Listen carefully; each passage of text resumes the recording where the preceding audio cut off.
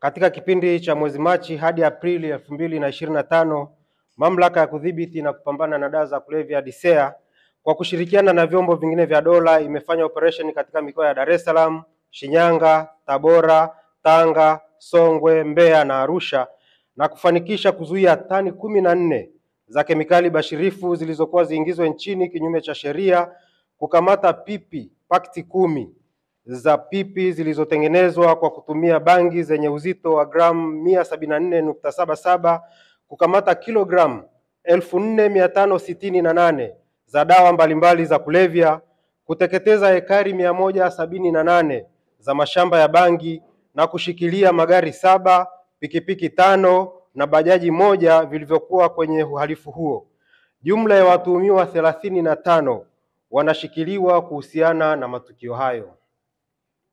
Mamlaka kwa kushirikiana na Bodi ya Kimataifa ya Kudhibiti Dawa za Kulevya Duniani INCB, yani International Narcotic Control Body, na mamlaka nyingine za udhibiti tulifanikiwa kubaini na kuzuia kilogramu 4,000 za kemikali bashirifu ya aina ya 1-bos-4-piperidone na kilogramu 10,000 za kemikali aina ya acetic anhydride zilizokuwa ziingizwe nchini kutokea bara la Asia bila kuwa na vielelezo vinavyoonyesha matumizi ya kemikali hizo hapa nchini.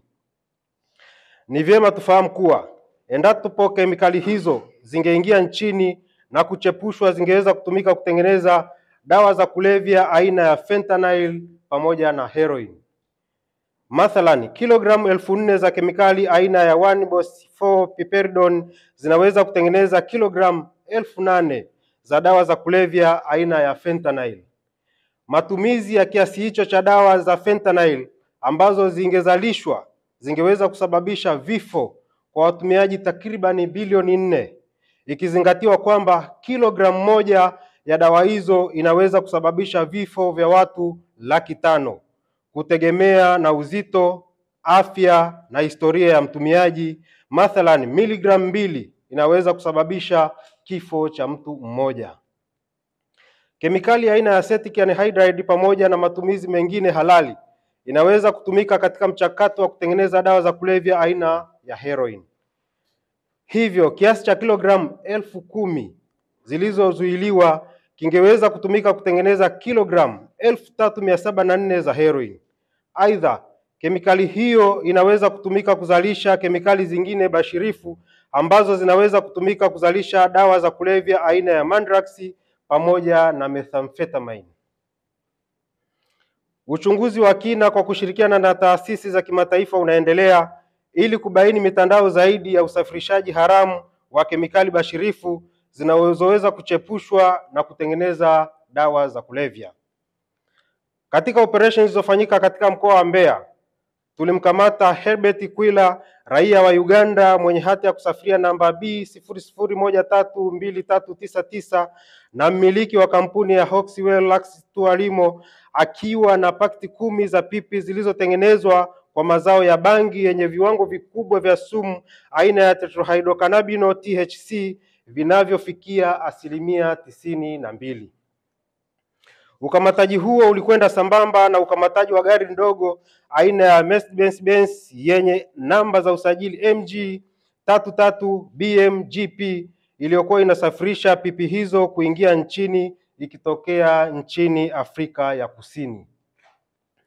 Ukamataji wa pipi hizo unabainisha kuwepo kwa mbinu mbalimbali fiche zinazotumika kusafirisha na kusambaza dawa za kulevya ili zisitambulike kirahisi. Kitendo cha kutengeneza pipi zenye kiwango kikubwa cha sumu aina ya THC ni ushahidi wa aina ovu ya uhalifu kulenga kuharibu vijana ambao ndio nguvu kazi ya taifa. Aidha, katika tukio jingine mkoani Mbeya, tulikamata kilogramu 1,658 za skanka na kilogramu 122.7 za bangi zilizokuwa zinaingizwa nchini kutokea nchini Malawi.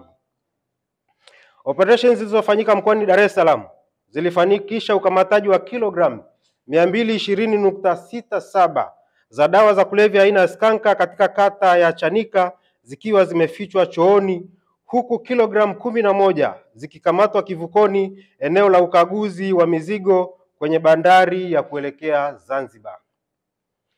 Aidha, katika operations zilizofanyika katika mkoa wa Arusha, Tanga na Manyara, tulikamata kilogramu 733.74 za dawa za kulevya aina methamphetamine, kilogramu 91.62 za heroin, kilogramu 662.84 za mirungi zilizoingia nchini kutokea nchini Kenya, kilogramu 115.05 za bangi pamoja na kuteketeza ekari 2 za mashamba ya bangi. Vile vile, operations zilizofanyika katika wilaya ya Uyui na Nzega mkoani Tabora zilifanikisha kukamata kwa dawa za kulevya aina ya bangi kilogramu 845 na kuteketeza ekari 176 za mashamba ya bangi. Kadhalika, kilogramu 98.35 za dawa za kulevya aina ya bangi zilikamatwa katika operation zilizofanyika wilaya ya Kahama na Shinyanga. Udhibiti wa dawa za kulevya na kemikali bashirifu uliofanyika umezuia athari kubwa ambazo zingejitokeza kiafya, kijamii, kiuchumi na kimazingira, ikiwemo kuongezeka kwa dawa za kulevya mtaani. Pia, ukamataji huu umesaidia kuokoa nguvu kazi ya taifa ambayo ingeangamia endapo dawa hizo zingeingizwa mtaani. Tunatoa wito kwa wananchi kuendelea kushirikiana na mamlaka kwa kutoa taarifa mapema wanapohisi au kuona uwepo wa shughuli zinazohusiana na biashara, utengenezaji na uzalishaji wa dawa za kulevya katika maeneo yao, kupitia kituo chetu cha taarifa na huduma ya kupiga namba bure 119.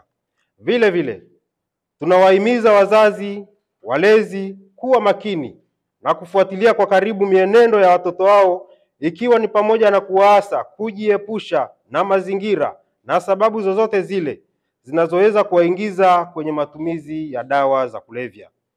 Pia, tunazikumbusha kampuni zinazojihusisha na biashara na matumizi ya kemikali viwandani na kilimo kuzingatia matakwa ya kisheria ya nchi na kuepuka kushirikiana na magenge ya kihalifu kusafirisha kemikali bashirifu ambazo zinaweza kuchepushwa na kutengeneza dawa za kulevya.